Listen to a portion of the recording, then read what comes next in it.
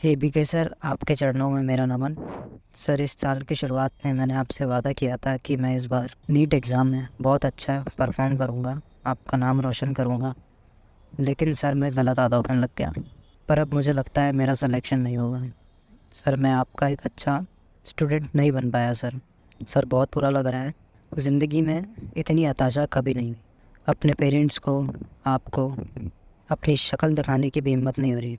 Sir, पता है, सच कहूँ तो ज़िंदगी से नफ़रत सी हो गई है सर। सर, प्लीज़ बताओ मैं क्या करूँ सर। कुछ करने का मन नहीं कर रहा है। जिंदगी से मन भर सा गया है सर। ये वीडियो देखो। ये भारत के एक बहुत प्रसिद्ध अभिनेता का वीडियो है, आखिरी समय का, जिसमें वो एक एक पल संघर्ष कर रहे हैं और शायद दुआ कर रहे हैं कि ऊपर वाले मुझे कुछ समय, कुछ क्षण और दे दे इस धरती पर गुजारने के लिए, कुछ पल और दे दे अपने परिवार के साथ बिताने को। पता है, जब संघर्ष के बाद ये तुम्हारा मन उचट सा जाता है ना कि अब क्या होगा हमारे साथ, उस क्षण हजारों लोग वेंटिलेटर पर आखिरी सांस की दुआ कर रहे हैं। तभी तो कहते हैं ना कि अस्पताल में जो प्रार्थनाएं होती है वो मंदिर में की गई प्रार्थनाओं से कई गुना शक्तिशाली होती है, क्योंकि वो जिंदगी के लिए होती है।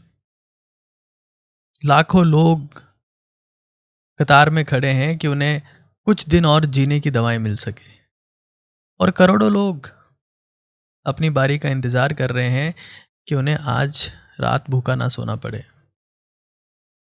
80 करोड़ लोग भारत में एक पल का खाना खा पा रहे हैं, एक शाम का खाना उन्हें मिल रहा है, एक पल वो भूखे सो रहे हैं।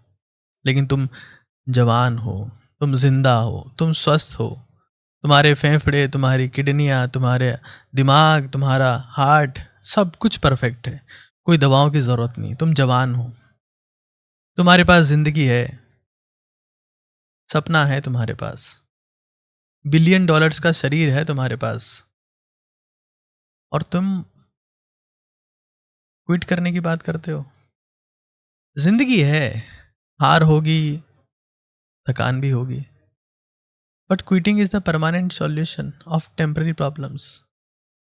जब तक जिंदा हो तब तक समस्याएं रहेंगी। पीस तो मरने के बाद ही मिलेगी, रेस्ट इन पीस तभी तो हम लोग कहते हैं। तुम्हारी जिंदगी में खुशी हो चाहे गम हो, एक बार अर्जुन ने पूछा, जीवन से मन उचट सा गया है, अब मन लगता नहीं यहां। कभी बहुत ज्यादा खुशी होती है तो भी गम में डूब सा जाता हूं। भगवान ने कहा कि ये समय गुजर जाएगा, चाहे खुशी हो चाहे गम हो, कुछ भी यहां पर स्थायी नहीं है, ये वक्त बीत जाएगा। तुम जिंदा हो, तुम सांस ले पा रहे हो, तुम खा पा रहे हो, तुम्हें किसी के सपोर्ट की जरूरत नहीं है। लाखों लोग आज पूरे संसार में पैरालाइज होकर बेड पर पड़े हैं और मरने की दुआ कर रहे हैं। इतना संघर्ष है उनकी जिंदगी में, और तुम सिर्फ एक परीक्षा से घबरा रहे हो। 25 लाख लोग नीट का पेपर देंगे, 24 लाख का फेल होना तय है। यूपीएससी में भी यही है, जेई में भी यही है। ये तो जिंदगी का पहला युद्ध है। न जाने कितनी सारी लड़ाइयां अभी और बाकी है मेरे दोस्त।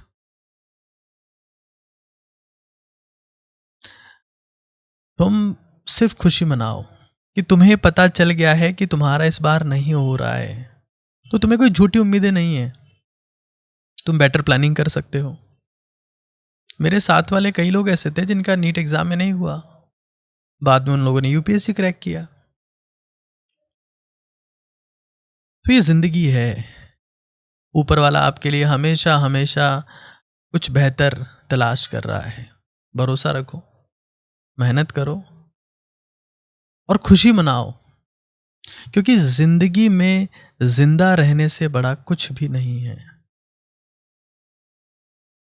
तुम चाहे अपने आप को कितना भी कोसते हो, अपने आप को कितना भी दुर्भाग्यशाली मानते हो, लेकिन जब तक तुम्हारे पास शरीर है, समय है, जवानी है, एक वक्त का खाना है, पीने को पानी है, सोने को मकान है, प्यार करने वाले माँ बाप हैं, तुमसे अमीर कोई नहीं है।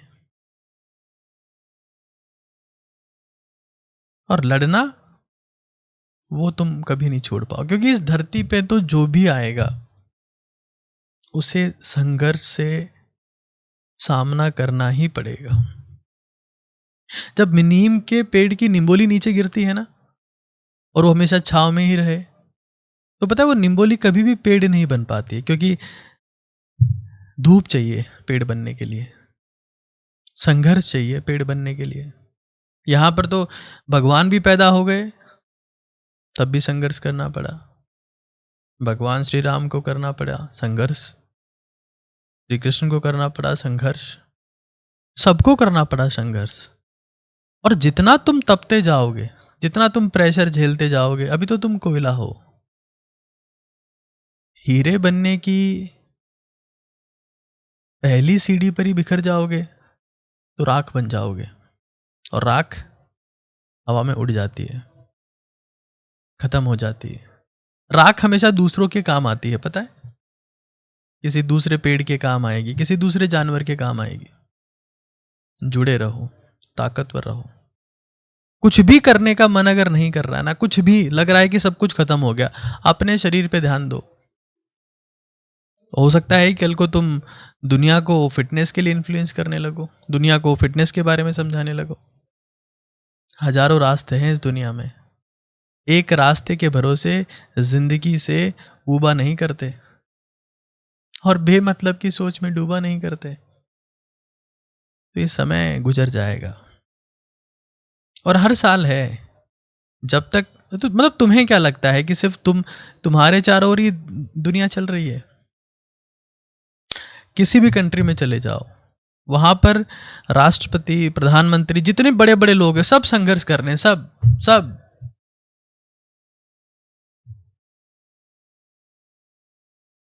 अगर समर्पण कर दोगे, अगर क्विट कर दोगे, तो दुनिया की नजर में लूजर कहलाओगे।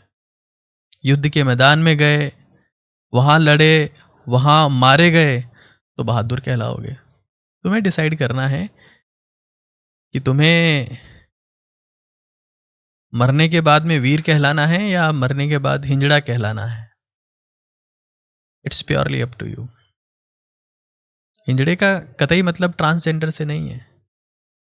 अकर्मण्य का मतलब है कि आप कुछ कर सकते थे, आप कर्मयोगी बनने का मौका था आपके पास में, लेकिन आप अपनी ही समस्याओं से जूझते रहे। और सारी समस्याएं यहां जो जिंदगी में हो रहा है वो तो सिर्फ 1% है। यहां पर एटम बम, हिरोशिमा नागासाकी में तो कुछ हुआ हो नहीं हुआ हो, यहां आपके रोज हो रहा है, इधर रोज हमले हो रहे हैं। एक रिसर्च हुई, वो कहती है कि आप में जो भी क्रॉनिक इलनेस है, वो बीपी का हो सकता है, शुगर का हो सकता है, हार्ट इश्यूज हो सकते हैं, वो सब साइकोसोमेटिक है। मतलब बीमारी यहां शुरू होती है। कई बार आप किसी एक परीक्षा की तैयारी में इतना तनाव लेते हो कि कोई बीमारी से ग्रस्त हो जाते हो। मैं तो हर रोज हजारों बच्चों से मिलता हूं, सुनता हूं, और वो बीमारी फिर एक नई परीक्षा बन जाती है जिसे जिंदगी भर लड़ना पड़ता है, और उस एंट्रेंस एग्जाम से बहुत टफ होती है। फिर आप सोचते हो काश उस वक्त इतना स्ट्रेस नहीं लिया होता। जिंदगी चल तो रही है, जिंदा तो है हम, सब कुछ अच्छा हो तो रहा है। एक प्रोफेशन के लिए अपनी लाइफ को कितना सीरियसली ले लिया था हमने। शांत रहो। अगर तुम्हें पहले पता लग गया है कि तुम्हारा नहीं होगा, तो इससे अच्छी बात कुछ नहीं हो सकती। बेटर प्लानिंग करो, कुछ और अच्छा सोचो कि मैं आज पहले से ही अब तैयारी करना शुरू कर देता हूँ। कहाँ मैंने कमियां रखी, कौन सी गलतियां करी, अब नहीं करूंगा और बेहतर करूंगा। हार नहीं मानूंगा, रार नहीं ठानूंगा।